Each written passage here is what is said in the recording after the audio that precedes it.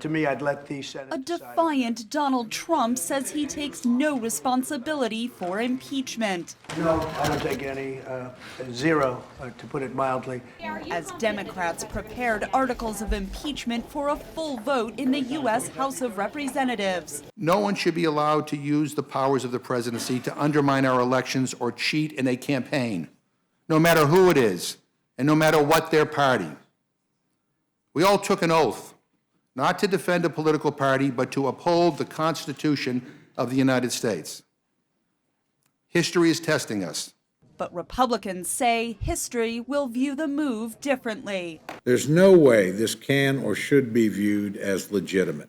Certainly not by Republicans whose minority rights have been trampled on every step on the way, and certainly not by the American people observing this disastrous political show scene by scene. The vote will make Trump the third impeached president in U.S. history.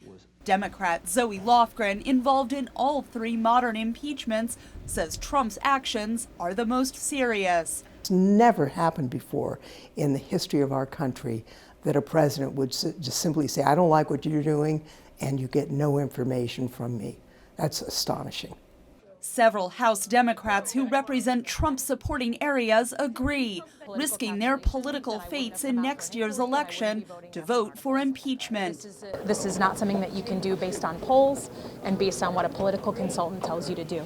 And I feel firmly in that, and the voters will have a chance to decide next year. And, you know, the biggest honor of my life to represent this district, but I'm not going to compromise on my integrity to do it. This is the articles that we wrote?